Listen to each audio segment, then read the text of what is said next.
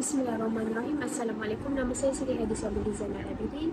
Nombor masjid I222-064. Okey, pengenalan tentang LGBT ni ialah LGBT ni merujuk kepada golongan lesbian, gay, bisexual dan transgender. Golongan LGBT ni pun juga bukanlah golongan yang baru kalangan masyarakat dekat Malaysia. Malah golongan ni juga pernah cuba menuntut untuk diberikan hak sama rata kepada mereka daripada kerajaan. Diorang minta kat kerajaan hak sama rata untuk rakyat Malaysia ni layan diorang dengan sama rata. Fakta ni menunjukkan bahawa perkara ini sangat membimbangkan. Gejala ini dah menular dan tidak terbatas dalam kalangan dewasa je, tapi dalam kalangan remaja juga diorang dah menyusup masuk tau sebenarnya, untuk mempengaruhi remaja kita yang masih di bangku sekolah.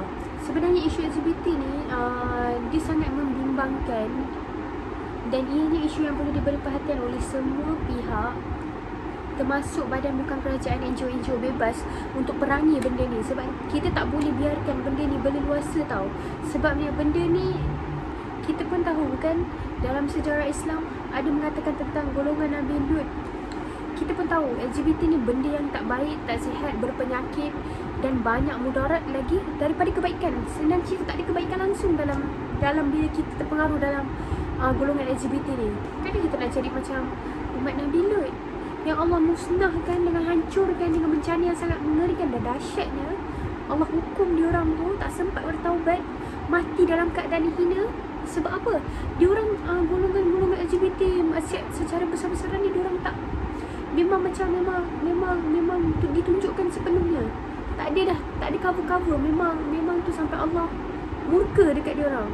Jadi golongan LGBT kat Malaysia ni untuk menolak murka Allah, kita perlu hindari benda ni demi menjaga keselamatan dan kebaikan dalam negara.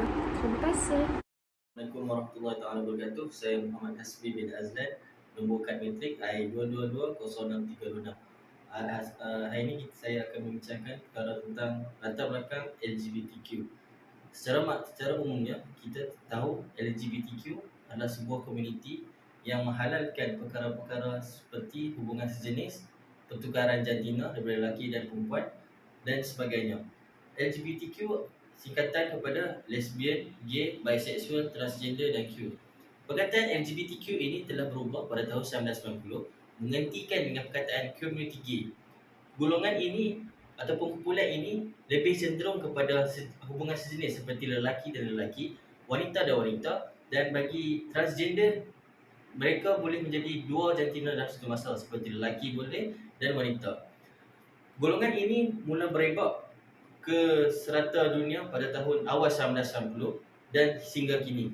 Mereka membawa pelbagai-pelbagai ideologi untuk menghalalkan perkara-perkara yang bercanggah dengan syariat Islam dan bercanggah dengan kerajaan di negara masing-masing. Mereka juga mempunyai perjuangan-perjuangan seperti mereka mahukan perkahwinan sejenis mereka diluluskan oleh kerajaan. Sedangkan perkara itu sangat-sangat bercanggah dengan ajaran Islam kerana apa? Kerana Allah SWT telah menciptakan manusia ini berpasang-pasangan demi untuk memenuhi tuntutan nafkah batin ataupun zahir. Mereka memperjuangkan perkara itu berdasarkan atas nafsu dan syahwat mereka semata-mata. Mereka mengatakan kerajaan zalim dan menutup suara mereka untuk memohon ataupun memperjuangkan perjuangan mereka, iaitu kahwin sesama jenis ini. Perkahwinan sesama sejenis ini telah banyak berlaku, tetapi tidak di Malaysia. Kerana apa? Malaysia sangat memberi penekanan ataupun tindakan yang sangat progresif walaupun tidak dimasukkan di dalam elemen ataupun mahkamah yang sedia ada, sama ada mahkamah syariah ataupun mahkamah sivil. Justru di sini saya mengatakan hubungan sejenis, transgender, bisexual ataupun queer sangat-sangat bercanggah dengan agama Islam kerana perkara ini akan membawa bala yang sangat-sangat teruk kepada umat Islam, bahkan bukan pada umat Islam sahaja, kepada seluruh umat manusia. Sekian daripada saya, Muhammad Hasbi bin Azlan. Assalamualaikum warahmatullahi wabarakatuh. Bismillahirrahmanirrahim. Assalamualaikum warahmatullahi wabarakatuh. Nama saya Muhammad Erol Ikmal bin Syamsuddin, nombor matrik I222-06462. So hari ini saya akan membentangkan tentang isu-isu LGBT. Yang pertama ialah kewujudan golongan LGBT di Malaysia. Terdapat individu dan pertubuhan yang berusaha untuk memperjuangkan hak dan pengiktirafan bagi golongan LGBT. Peringkat awal, kewujudan golongan LGBT di Malaysia bermula dengan kewujudan Pondan dan maknya sekitar tahun 1980-an.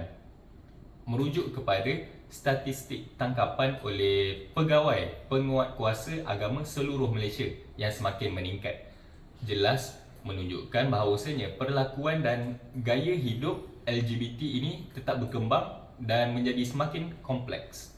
Oleh itu, golongan LGBT mendapat kecaman hebat di kalangan masyarakat Islam Malaysia. Mereka menggunakan hak asasi manusia untuk mempertahankan perbuatan mereka. Walaupun begitu, kumpulan ini giat mempromosikan dan menzahirkan diri mereka dalam usaha untuk menuntut hak-hak yang sewajarnya dalam kehidupan sosial. So, poin yang kedua ialah LGBT bertentangan dengan budaya dan agama. Yang pertama, daripada aspek budaya. Beberapa komuniti masyarakat memandang LGBT sebagai penyingkiran terhadap norma-norma tradisi mereka. Kedua, ialah nilai-nilai keluarga dan keturunan seringkali menjadi aspek yang ditekankan dan beberapa percaya bahawa LGBT ini boleh merosakkan struktur keluarga konvensional. Yang kedua ialah daripada aspek agama. Banyak agama yang mengecam hubungan sejenis mengutamakan konsep perkahwinan antara lelaki dan perempuan. Pandangan agama-agama tertentu melihat LGBT ini sebagai pelanggaran terhadap ketentuan agama dan moral. Sekian itu sahaja daripada saya. Terima kasih. Assalamualaikum warahmatullahi wabarakatuh. Nama saya Muhammad Danish bin Muhammad Isa, I21305889. Baik, kepesatan perkembangan LGBT dalam negara ini sangatlah membimbangkan. Ramai anak muda yang sudah terjebak dan terikut dengan gejala ini, dan gejala ini sangat memberi kesan kepada agama, masyarakat dan negara. Aktiviti ini juga amatlah memalukan dan menjijikkan hingga ada di antara mereka sudah berani mendedahkan gambar-gambar aksi mereka di sosial media.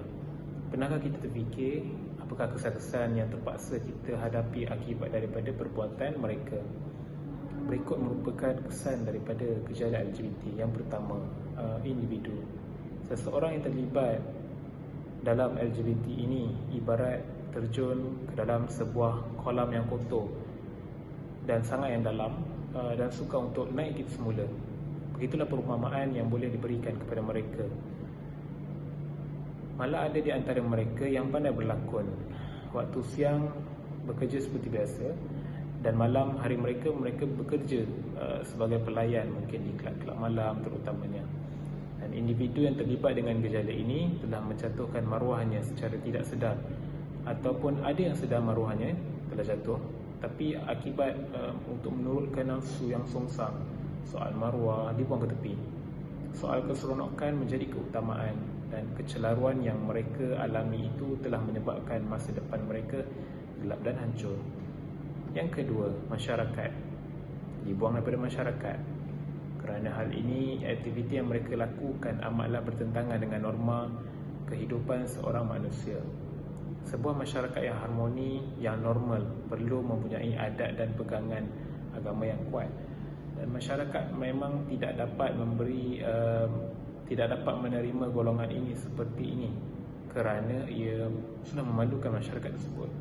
Dapat kita lihat di sini, kesan LGBT terhadap masyarakat amatlah dahsyat, kerana ia melibatkan maruah sekumpulan manusia yang sentiasa menjaga adat, tasawuf, sila dan pegangan agama. Gejala seperti ini menggugat institusi kekeluargaan di Barat, malahan mengancam institusi kekeluargaan masyarakat Timur, Asia dan Asia Barat. Dalam soal ini, ianya mencerminkan satu malapetaka, dan ianya boleh menjahanamkan kekeluargaan institusi itu yang akan menimbulkan banyak kepincangan sosial, budaya, psikologi, agama, etika, moral. Dan di samping itu, mereka juga menyatakan bahawa kehancuran institusi keluarga menandakan kehancuran umat manusia. Di sini Islam mempunyai alasan yang amat kukuh dengan melihat amalan ini sebagai satu gejala yang jauh menyimpang daripada fitrah kejadian manusia yang beradab dan berakhlak mulia. Penolakan gejala ini perlu dilakukan dengan kerjasama dengan pelbagai pihak, terutamanya pihak daripada kerajaan serta pihak-pihak yang berkaitan dengan agama dan undang-undang. Keterlibatan daripada badan-badan NGO dan kesukarelawanan ini amatlah diperlukan. Kesimpulannya, isu LGBT ini yang membawa kepada fahaman budaya songsang serta melawan arus. Mereka ini memilih serta terjebak dalam budaya songsang ini dengan jelasnya telah melakukan sesuatu yang tidak normal, seperti mereka tidak menghormati institusi keluarga, agama dan aspek moral. Akibat daripada budaya ini, kemusnahan sistem sosial akan berlaku dengan percanggahan nilai dan adat budaya timur.